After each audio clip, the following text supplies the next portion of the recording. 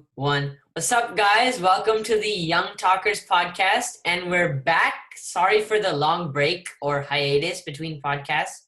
Unfortunately, due to conflicting schedules, we could not make anything in the past couple of weeks. But now we're here, and we're going to talk about some big news. This has been a big week, especially with the election, the American election on Tuesday, on November 3rd, between Joe Biden and Trump.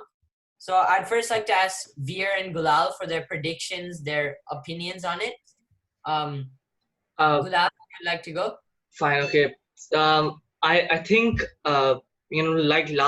like 4 years ago when Hillary was surging in the polls, according to the left media, she ended up losing the election, and this time it looks like the case is quite similar. Trump isn't at his best, and he's not surging in the polls. Biden is clearly has a 16-point lead, I believe. But I still believe that Biden is going to clutch the election. Because his campaign has been pretty realistic about what will happen during the voting day. They're not overshooting things. They're not acting like they're going to win with like a huge margin. They're trying to be very realistic. They are preparing for a scenario where Trump might get re-elected as president.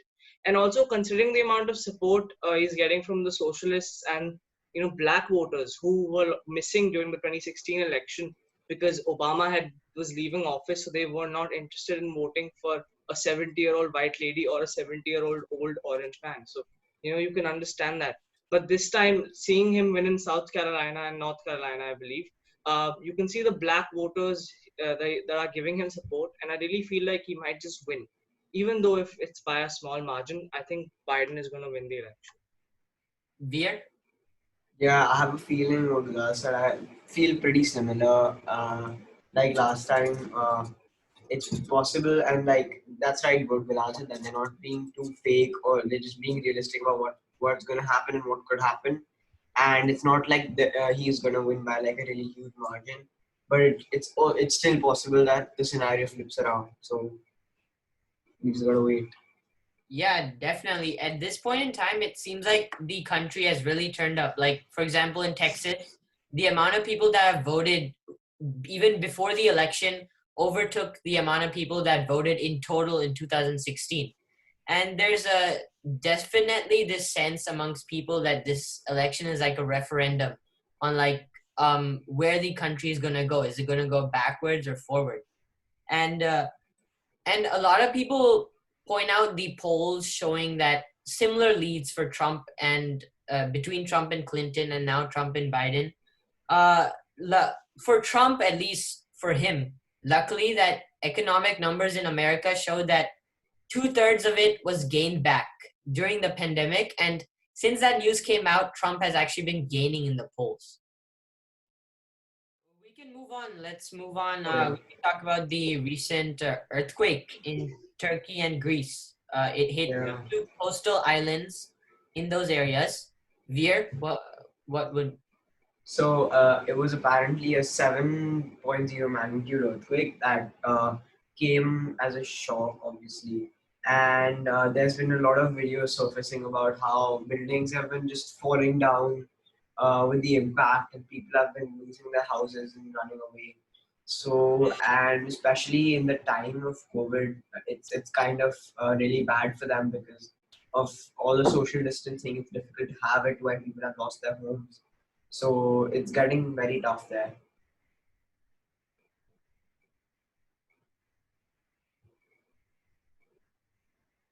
Yeah, so I feel this is at least my take on it, that obviously the lost lives are terrible. Like um the with the amount of destruction that happened with this being a devastating earthquake for both countries. But I feel this could potentially be a blessing in disguise, because Turkey and Greece are both Mediterranean countries, and they're both fighting over domination for that area, for trade in general. And there are a lot of hints where this could be a potential war-like situation. And because of the earthquake, both Turkey's leaders, Erdogan, like Turkey's leader, and Greece's prime minister wanted a solidarity or a moment of peace between the two nations. So this could potentially push for peace and prevent further lost lives from an event of war. Move on to to the main topic, like the big one. Yeah, Yep. one of the biggest events of this week, particularly, uh, is the continuous terrorist attacks that have taken place in France. Two major ones that I've heard of.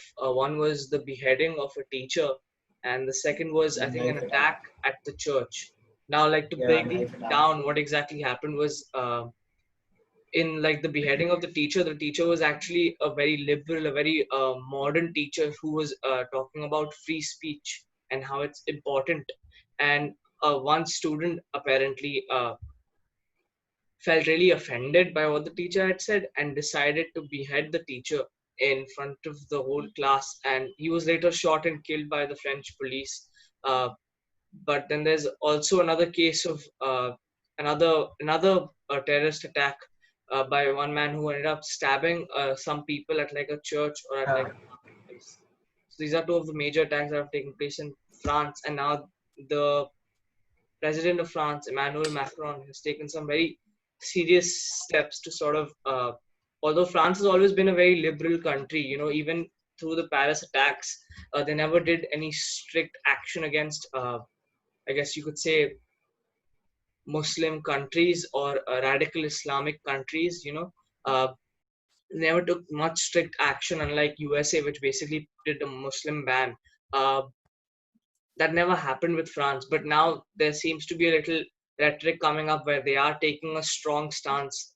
And I think why this is very bad, like other than the fact that these are terrorist attacks that have killed people and put people's lives in danger, it's much worse because these Islamic countries aren't condemning this. They're not condemning it. Like countries such as Turkey and Iran, there are protests taking place against like a drawing of Prophet Muhammad, a cartoon in some magazine. But apart from that, they aren't condemning what has happened in France. And this is going to be very bad for like the citizens living in that country that do not like subscribe themselves to like terrorist or terrorist groups. So, in a way, if they do not condemn this enough, if they do not take a stance against the terrorist groups, then their countries could lose out trade opportunities and could also lose out like tourism opportunities to France and a lot of other European countries that are put at risk. Yeah, definitely. I mean, what happened is that these two men who committed these terrible actions kind of ruined the reputation of an entire religion for an entire country. I mean, just because they're two radicals in the country, where the church attacker was a refugee from Tunisia. So not only by their actions did they ruin the reputation of Islam, they ruined the reputation of refugees who otherwise might be good people and actually looking for better lives. Exactly. Now might have to go to other areas of the world and not get the opportunities presented in France. Yeah, so apparently he's still in hospital, the attacker, and he's injured right now, and they've been kept, and he could have apparently he was going to like continue going on the spree on the knife attack, and but people finally like they had to escape from a church to go to a pub to hide, and I think is also France is now it's Europe's biggest place for the Muslim community, and a lot of people living there, and it's a well-based community there, and people are respected there.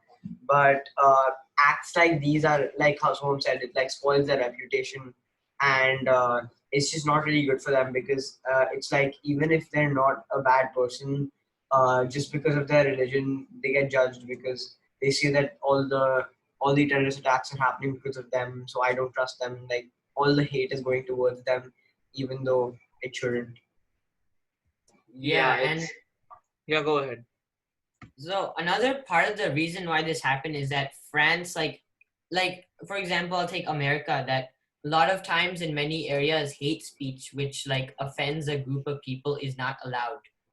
That's a controversial stance, but that often prevents conflicts like this. But in France, Hmm. they believe in total freedom of speech and showing cartoons like satirical cartoons of the Prophet Muhammad, like really offended many Islamic countries and Yeah, people from countries. I think that's what the big deal is. I think is, you know, like sort of like the Islamic world, or at least I'd say the radical Islamic countries that are basically authoritarian.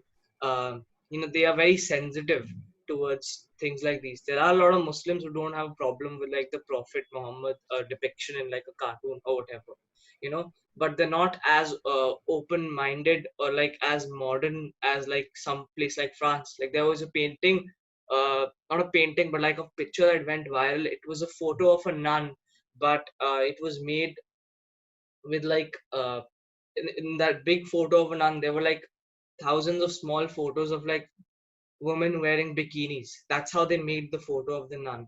So, you know, that's how modern France is, you know.